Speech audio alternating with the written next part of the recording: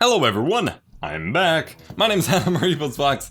I was Hideo Kojima at E3 2016. My name's Adam Fox, and I'm back with another E3 related video. Recorded all three of these today, just wanted to get them out and done so I could get some content to you about it.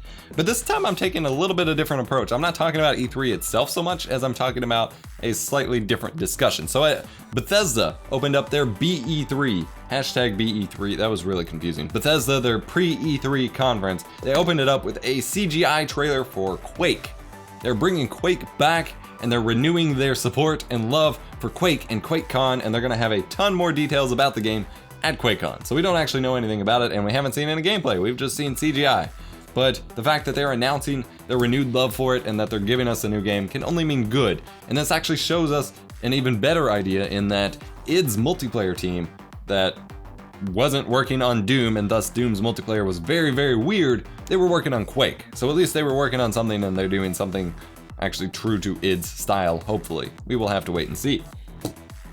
But I'm here to talk about whether or not Quake has a place in the games market in 2016. We don't have a lot of successful, we don't have any, I don't think, successful Quake-like games going on at the moment. The closest you could describe would probably be Overwatch, and TF2 being the parallel, but although it's obviously a much older game, but Overwatch is kind of like it, that arena, movement, but it's not the same game. Like Quake, Unreal, those games Doom's multiplayer is what they were trying to go after. They have very specific feels to the multiplayer. It is an arena shooter, but it's not a hero-based shooter like Overwatch. Overwatch is almost closer to a MOBA.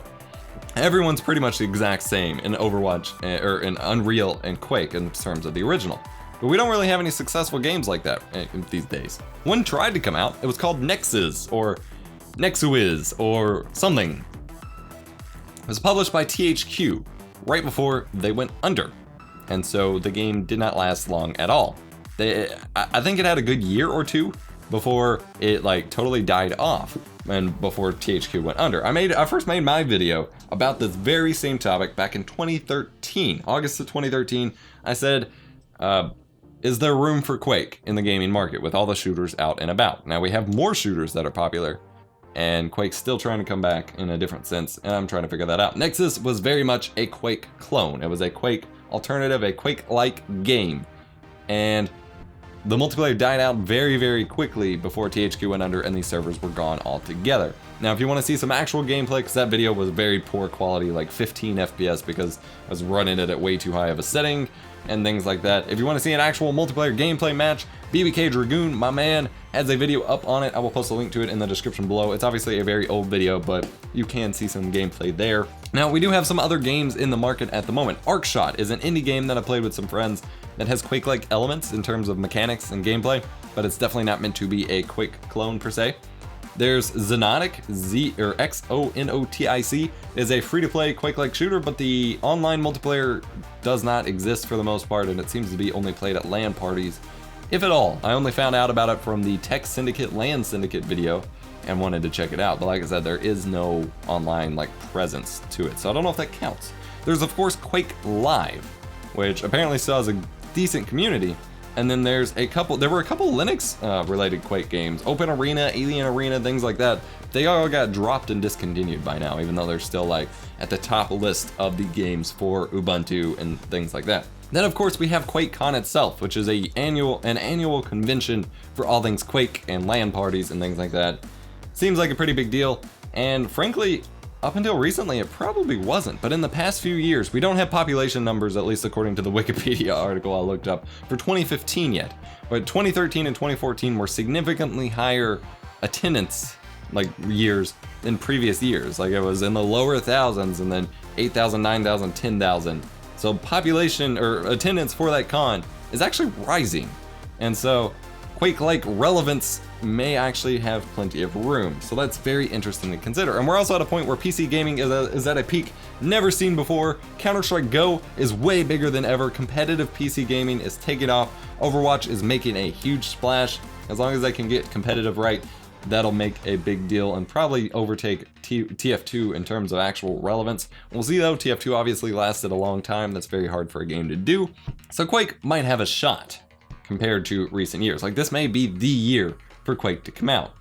We also had Doom's multiplayer that was somewhat like Quake, and I think a lot of us were hoping that it would be Quake-like because of the way it was presented, but it was developed more to appeal to the console kids and include Call of Duty and Halo-like elements that no one really, like none of us really wanted out of that multiplayer. But that's because its multiplayer team itself was actually apparently working on Quake, so we're still getting it, and I'm still excited for that. The other Quake Live still plays pretty well, so the mechanics hold over, and there was also rumors of Unreal Tournament having a remaster or remake or reboot coming as well from Epic, but I saw no such announcement at E3.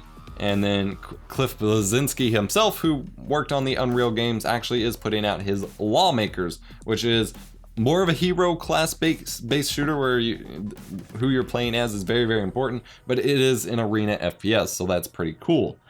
I don't know. I do think Quake has a much better shot of coming out and being successful within the next couple years than it ever has before in terms of rebooting it. So I think it is a good spot. I am worried about the overall support and adoption. Like, 10,000 people is not enough people to support a game. I'm sorry. And Halo 5 is going to face that calling very shortly. But 10,000 people is not enough people to fully support a game. So we got to make sure that there's a rabid online community, and then it has good like competitive play in order to succeed. And hopefully Bethesda is working on that, as they have announced that they're going to be being involved in like bringing back tournaments for Quake and things like that as their renewed support for it. So hopefully they can keep it going and keep the esports side interesting, and maybe we'll see it pop into some actual official esports circuits as well. We'll just have to wait and see, but let me know what you think in the comment section down below. Do you think that there is a place for Quake in the gaming market in 2016, 2017, 2018? Let me know down below. Smash the like button if you enjoyed the video. Don't forget to subscribe for more awesome gaming videos. Come over, check out my tech channel for more technology related videos. I normally record them in this setup. And otherwise, I will catch you in the next one. My name has been Adam Vox. My throat is killing me now. I recorded 3 of these videos back to back to back with a Skype meeting right before it, and I have a sinus infection. I'm really regretting this now, but I'm glad I got them done, so thank you. See you later. E3 is over, finally. So much game information crammed into my head. 3 streams going non-stop every day, all day, from Sunday till Thursday. I can't take it anymore.